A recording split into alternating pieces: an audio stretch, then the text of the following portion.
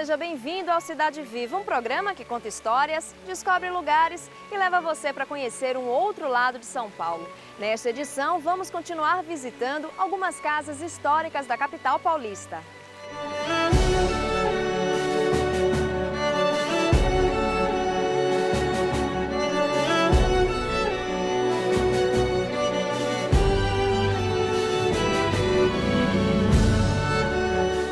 Localizada em Higienópolis, a casa de Dona Veridiana é um marco na origem do bairro.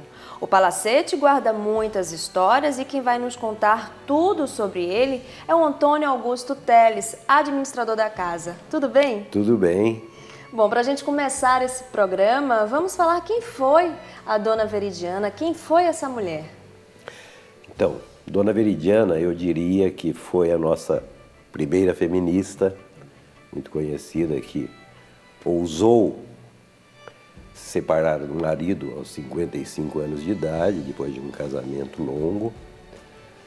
E ela morava originalmente na Rua da Consolação, bem ao lado esquerdo da Igreja da Consolação, para quem estiver de frente da igreja. Ali ela tinha uma chácara junto com o marido, um sobrado que ela dividia com os empregados, né? Era um costume da época você ter na sua casa da cidade um pequeno espaço de fazenda ou de chácara, onde você criava animais, enfim. E Dona Veridiana, depois da separação, ela foi para Paris para melhorar a cultura dela, enfim, e encantou-se com os jardins, com os salões culturais da época. Paris era o centro do universo, né? E ela veio com o projeto pronto de Paris, por isso a gente não tem autoria do projeto desta casa, para fazer aqui em São Paulo um salão cultural aos moldes do que existia em Paris naquela época. E assim foi. E quando ela veio morar aqui, ela já estava separada então? Sim, ela não morou aqui com os filhos, já estavam todos criados. Ela residia aqui com os empregados de confiança. Esse casarão foi concluído em 1884 e virou um centro cultural muito conhecido na época. É o primeiro palacete construído na Avenida Higienópolis, diga-se.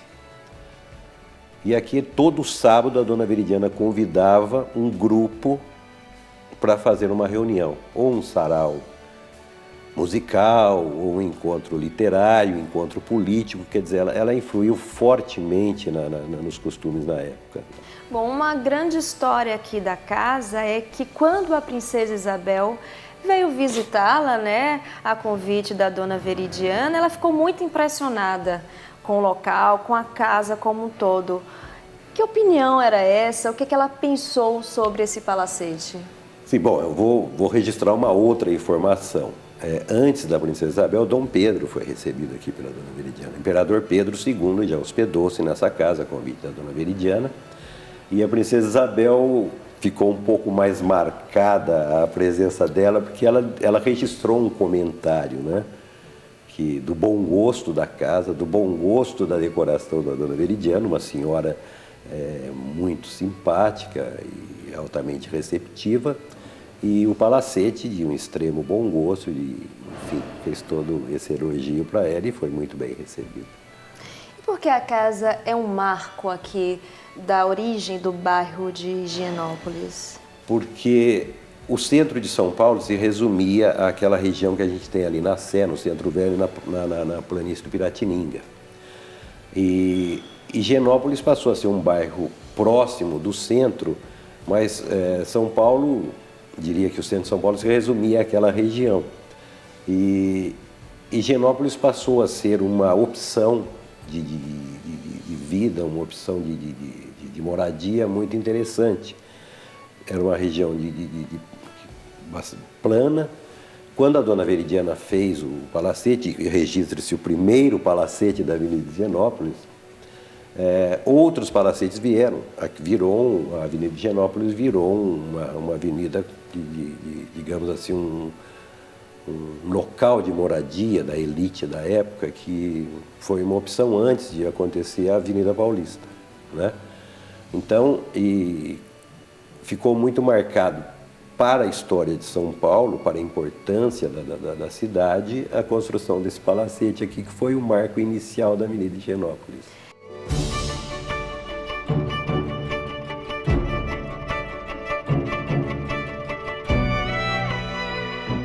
Quantos filhos ela teve? Ela teve 6 filhos, 4 homens, o primogênito é Antônio da Silva Prado, ou conselheiro Antônio Prado, como era conhecido, político, bastante influente no início do século XX. E teve outros 3 filhos, homens, e 2 mulheres. O primogênito Antônio da Silva Prado foi o primeiro prefeito de São Paulo. O prefeito Antônio Prado, não existem registros, digamos assim, marcantes dessa época, mas eu diria que foi um dos grandes prefeitos da capital, porque ele preparou São Paulo para ser a metrópole que é hoje, né? E Dona Veridiana, de certa forma, ela colocou cada filho num posto-chave para, efetivamente, eu diria que não ajudar só São Paulo, mas ajudar o país. Quais são as características arquitetônicas aqui da casa de Dona Veridiana? É um palacete de arquitetura renascentista, da Belle Époque. Hoje a gente chama de um palacete eclético, que sofreu influências ao longo dos anos. Depois que Dona Veridiana faleceu, a família fez algumas adaptações, obviamente com alguns arquitetos famosos na época, o Pilon, o próprio Ramos de Azevedo, que fez a alteração no porte cocher, que é a entrada da frente, né? A entrada, não é a entrada principal. A casa tinha originalmente 3 acessos. Tinha o porte cocher, que é essa entrada, a primeira entrada aqui para os dias de chuva, né? Porque paravam carruagens, coches, enfim. A entrada social, que é a entrada sul da casa, né? Que está aqui atrás. E essas 3 portas, que a câmera não mostra, mas era uma entrada, digamos assim, de serviço, a entrada do dia a dia, tinha um grande alpendre, enfim. Mas a casa sofreu alterações arquitetônicas importantes também, como a gente chama de uma arquitetura eclética. Imponente, a antiga casa é formada por 4 pavimentos. São 4 pavimentos da casa, digamos assim, divididos entre térreo, andar inferior, primeiro andar e segundo andar.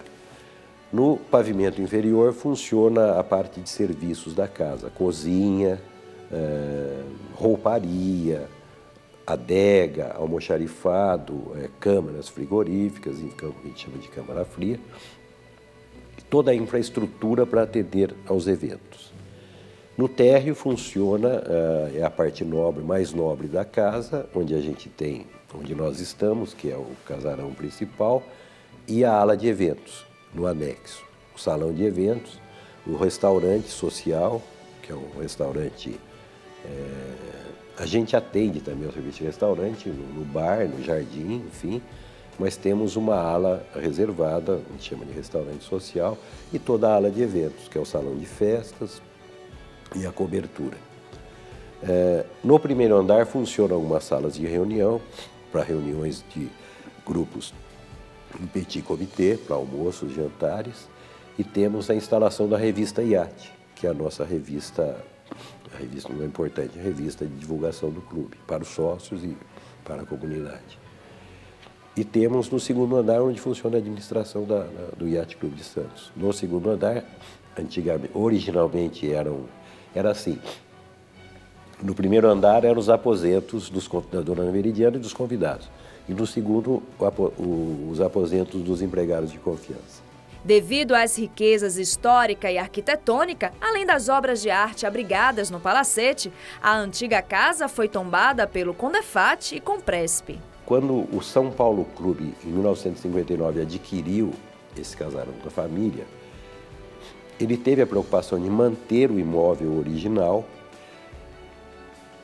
e atendeu a necessidade de adaptá-lo para ser um clube, mas teve todo um cuidado de manter pelo menos a arquitetura externa preservada. Então, além da fachada da casa, que é esse primeiro bloco onde nós estamos, existe um segundo bloco, mas ele é harmonizado com a existência do casarão original, tá? Então, do lado de fora você não nota que houve essa adaptação, que a gente chama hoje de anexo. Então, para atender às necessidades sociais do São Paulo Clube, é que foi criado esse anexo, foi construído esse anexo, isso foi entre 1959 e 1963, mas teve todo esse cuidado. Inclusive, esse mobiliário todo que a gente tem de época foi adquirido pelo São Paulo Clube em 1959. Bom, além do mobiliário, obras de arte nós temos um acervo espalhadas pela casa, né? É bom registrar, nós temos um acervo, embora não muito grande, mas um acervo importante de obras voltadas até para o estilo do casarão, digamos. Nós temos uma escultura do Brecheret, que foi feita a pedido da família em 1917, e que ela originalmente ficava na entrada do jardim. Chama-se Diana, é uma escultura num bloco enorme de mármore branco que o Brecheret fez.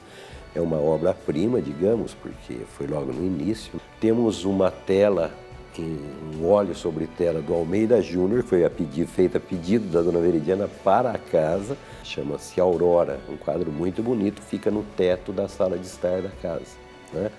E temos diversos quadros, me fugiu agora o termo, do Debré, né? Cópias de obras do Debré. Há alguns anos, o luxuoso espaço do anexo é locado para eventos de empresas, festas e recepções de casamento. E desde 2008, a antiga casa de Dona Veridiana cedia o Iate Clube Santos.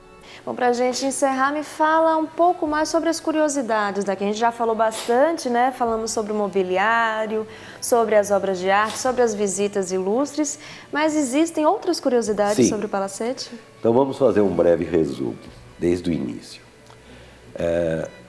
O palacete, ele fica numa parte elevada de Higienópolis, digamos assim. O terreno, ele descende para Santa Cecília, ele desce em declive para Santa Cecília e, segundo consta, a propriedade vinha da Rua Jaguaribe, que são 2 quarteirões abaixo, e ia até próximo à Angélica. Chamava-se Vila Santa Maria, o nome que a Dona Veridiana deu à chácara em homenagem a uma tia dela. Então, a Avenida Higienópolis já existia, então ela ficava nesse quadrilátero. Com a incorporação imobiliária, o terreno foi sendo fracionado, enfim, mas a Dona Veridiana tem um marco importante na história dela, que ela cedeu um bom espaço dessa chácara para a Santa Casa. Ela é benemérita da Santa Casa. Ela, o pai, o marido, enfim, constam como beneméritos lá no Museu da Santa Casa. Existe esse registro em uma fotografia enorme dela pintada, dela, do pai, do marido. E conforme foi havendo a incorporação imobiliária, foi havendo a redução da propriedade, preservou-se, digamos, 70% do quarteirão onde fica a casa.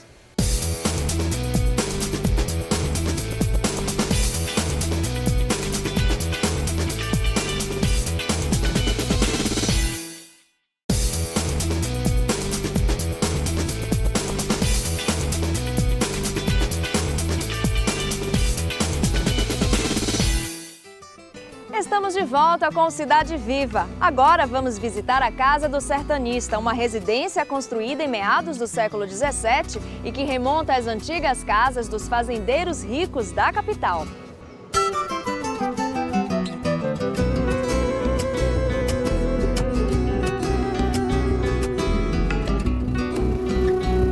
Quem nos recebeu na Casa do Sertanista foi o Diego Dionísio, coordenador do Museu da Cidade de São Paulo. Bom, Dionísio, me conta um pouquinho sobre a história dessa casa. Por que ela foi construída?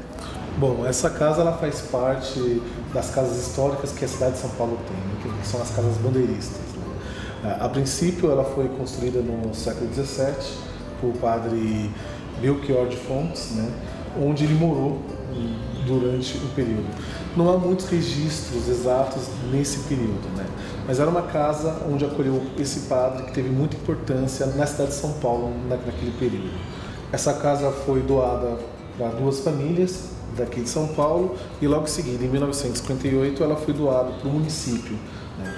Onde passou pelo primeiro restauro E a partir daí, essa casa, que até então é a do Padre Belchior, ele passa a ter uma função mais social, trazendo a identidade das casas bandeiristas, dessa casa que traz essa identidade do bandeirante e daquela época, né?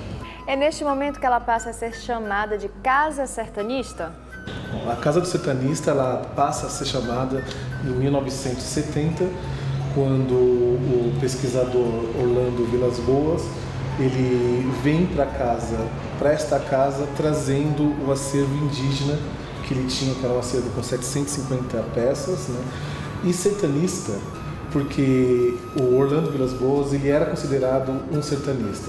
Nesse caso, o sertanista era uma pessoa que conhecia bastante do sertão, mas também tem a ver com a questão dos bandeirantes que, adentrando o Brasil e conquistando, né, o Brasil pelos sertões, então tem essas duas conectações, né? Tanto pelo doador da primeira exposição, que aqui esteve presente, né, do Orlando Vilas Boas, como também pela questão dos bandeirantes que entraram para esse sertão do Brasil inteiro, explorando e conquistando as terras. Bom, você já falou um pouquinho sobre o acervo indígena, né, que é a Casa Abriga. Por que, né, trazer esse acervo aqui para essa casa? Qual a relação que ela tem com o povo indígena? Não tem como falar da história de São Paulo e não falar dessa questão do indígena na cidade, né? O Orlando Vilas Boas, ele tinha um olhar muito interessante na época, e diferente de muitos, que era de trazer a memória e a identidade do indígena livre, e não como o indígena, como muitos achavam que tinha que ser adestrados, amigos, aquela coisa de até interferir na cultura dele, né? Então o Orlando, com o seu olhar de ver o indígena livre, ele quis trazer para essa exposição essa singularidade, ou essa maneira de São Paulo ver os nossos indígenas, né?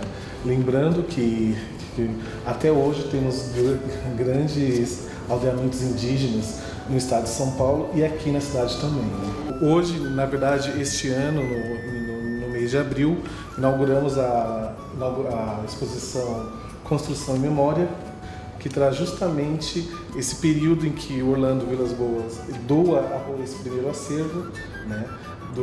E aqui temos alguns painéis mostrando dessas 750 peças, algumas peças que ficaram expostas e que logo em seguida foi incorporado ao pavilhão das culturas brasileiras, né? Então, hoje aqui existe uma memória desse acervo, mas depois que tivemos o acervo indígena aqui na casa, essa casa também ela foi sede do Museu de Folclore da cidade de São Paulo, o primeiro museu.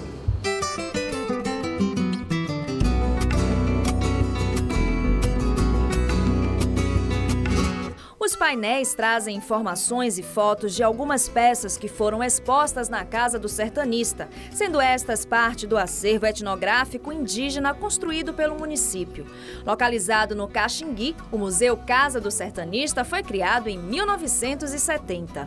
Essa Casa Sertanista, além do acervo indígena, que nos anos 70 foi muito importante para a cidade de São Paulo, de 2000 a 2007, ela também abrigou o acervo do professor Rossini Tavares de Lima, que constituiu o Museu do Folclore, né?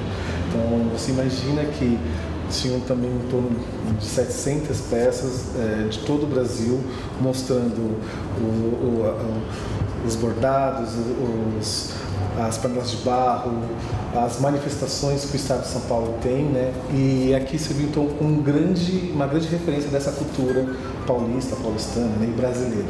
A princípio, o Museu do Folclore que funcionava aqui, ele foi fechado e o acervo ele foi para o Departamento de Museus da cidade de São Paulo, né? Depois de alguns anos, esse acervo foi exposto no Pavilhão das Culturas Brasileiras, que hoje fica no Parque do Ibirapuera e que também hoje está fechado por restauro, mas o nosso planejamento para este ano é fazer com que essas casas que têm essa arquitetura do Bandeirantes, né, recebam então exposições que trabalham o patrimônio imaterial. Então, logo, tanto a Casa do Sertanista quanto a Casa do Bandeirante vai ter muita surpresa e novas exposições aí para as pessoas poderem também conhecer São Paulo com outros olhares. O que é importante falar que a Casa Sertanista ela faz parte de um complexo de museus que a cidade de São Paulo tem, né? Então hoje o Museu da Cidade de São Paulo possui 3 equipamentos culturais, a Casa Sertanista é uma delas. Temos a Casa do Bandeirantes, que fica bem próximo daqui, e tem no Tatuapé também uma casa que preserva a mesma arquitetura, né? E essas casas, assim como o Museu da Cidade de São Paulo, a Casa da Imagem, eles fazem parte desse complexo de 3 equipamentos culturais que mostra São Paulo de todas as formas. Tombada pelo Condefat IFAM, a Casa do Sertanista passou por 2 reformas, sendo a última realizada no período de 2007 até o começo de 2013. Durante um dos restauros, esses objetos foram encontrados. São fragmentos de porcelana, cerâmicas e até de um brinquedo plástico. A Casa Sertanista é uma pérola para a cidade de São Paulo, né? Porque a princípio ela foi reconhecida pela questão arquitetônica e logo em seguida, com as restaurações, fazendo as escavações, foram encontrando também algumas peças, alguns fragmentos que traz também essa memória arqueológica deste espaço, né? Então a Casa Sertanista, além de ter o valor material pela arquitetura, o imaterial pela questão do indígena, do sertanista, das identidades brasileiras, também tem um pouco desse acervo recolhido por esses fragmentos. Essa é uma casa que causa um saudosismo nas pessoas, né? Você imagina que São Paulo, tão cosmopolita e urbanizado, nesses bairros tão cheios, né, com o trânsito, você passa o portão e já começa a sentir esse clima, né, de como se estivesse no século XVII, XVIII, XIX, numa casa original da época, né, preservando todas essas questões arquitetônicas. Então, quando o público vem, o primeiro espanto, né, é ver como está preservado essa casa. E logo em seguida vem as memórias afetivas, né? Então, as pessoas sempre associam essa casa, no interior era assim, na casa da minha avó era assim, tinha um fogão a lenha aqui, ali. Então, não é só o patrimônio material que está aqui para o público, né? A casa ela também trabalha com essas questões do saudosismo, de trazer essa identidade do interior e dos paulistanos que também passaram por aqui. Para você, qual a importância da existência da Casa Sertanista aqui para São Paulo? A relação patrimônio material e imaterial, né? Hoje a gente discute muito isso, de que não são só as paredes, né, que devem ser preservadas, mas é a nossa história, né? Aqui é uma memória do São Paulo do século XVII, XVIII, né? E não só pelo piso, pelo telhado de 4 quedas, mas pela história dos bandeirantes que foi tão importante no Brasil.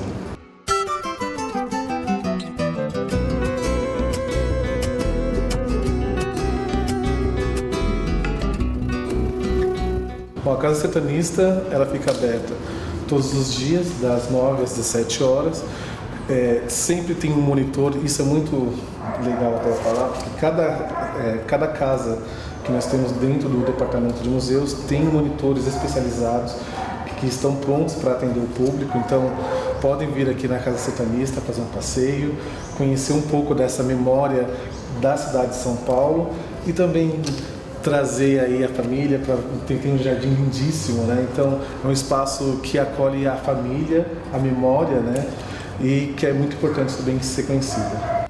O Cidade Viva fica por aqui. Espero que tenha gostado de visitar essas 2 casas históricas de São Paulo. O lugar do nosso próximo programa você pode sugerir. Escreva para tv@câmara.sp.gov.br e diga que lugar é esse. Até a próxima!